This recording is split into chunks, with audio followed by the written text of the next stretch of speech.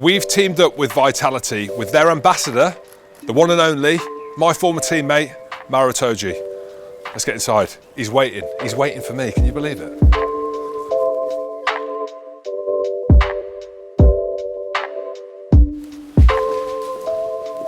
I don't know who the star of the show is. Jim, what time do you call this? I've kept you waiting. How are you? I'm well. How you doing? Long time no see. I know, how'd it all look? I see you got my name tattooed on your... Yeah, we played together, didn't we, in 2016, 3 games. So I went down that route. So George and Maro, George Cruz. There we go, there it is. It actually looked really cool when I got them done in New York.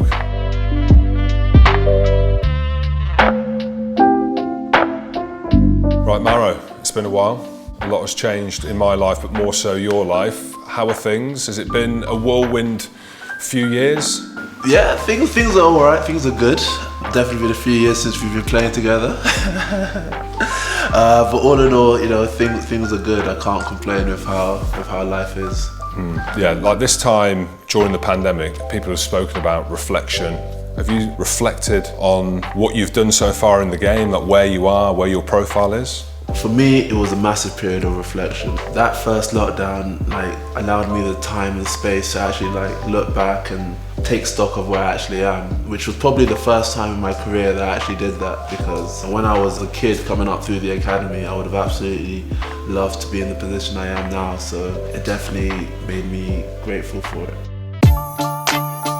So we're going to look back down memory lane. I just want to show you some pictures and tell me what kind of memories these spark.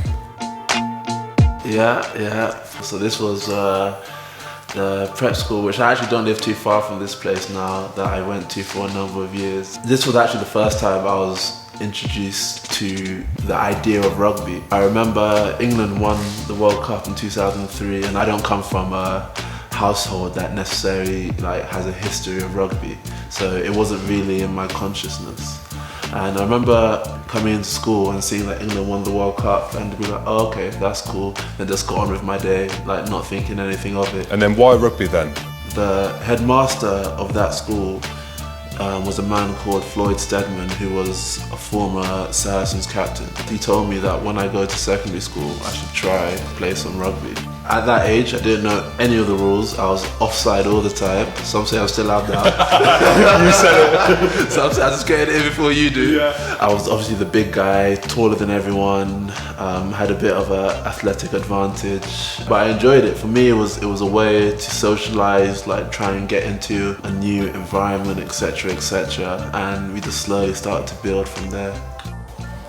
I don't know if you can see that. It isn't that old a picture, but it's not in HD. Yeah, so I think that must be my year 7 rugby team.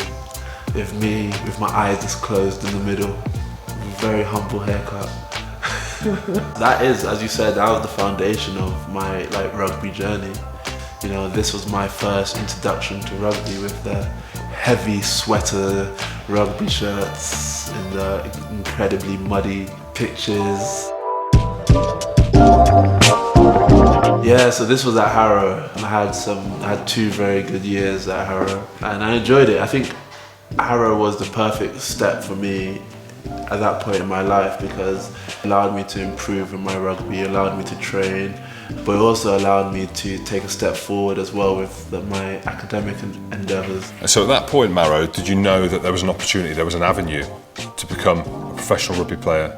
Yeah, so I think at that point I started seeing people who were a year or 2 above me start to get contracts, and people that you may have played with or trained with start getting contracts. So then it starts to feel very real. It starts to feel that this isn't something that's ridiculous. This isn't something that's out of touch.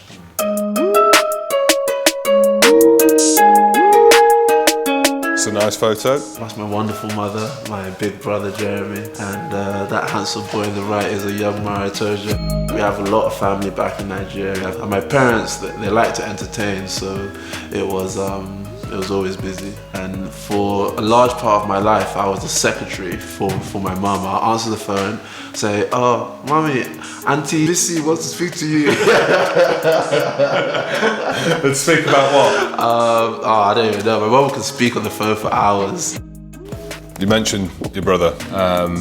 Tight, you and your brother? Yeah, we still live together. He lives with me. We shared rooms as a child growing up until probably about 16 or so. So yeah, we are tight. I was down in New Zealand for this tour, and I think it might have been just before where the "Whoa, Maro Itoje," where the song came out, and I remember seeing visuals of your dad singing the song, right? Did he speak about that experience? My dad absolutely loves it. So I don't come from a traditional rugby family, but now my parents, their whole calendar is around rugby. So they want to travel, they want to be there, they want to support. They love the atmosphere. I had my whole nuclear family there, so it was a special time. I think my dad thinks I'm more famous than I actually am though. Because my dad was like, Maro, look, like, you have to stop using like public transport, it's not safe. I was like, Dad, I think I'll be alright, to be honest. I think I'll be okay. Maro, I'm serious. I don't want you to use public transport. Like, trust me, I'll be okay.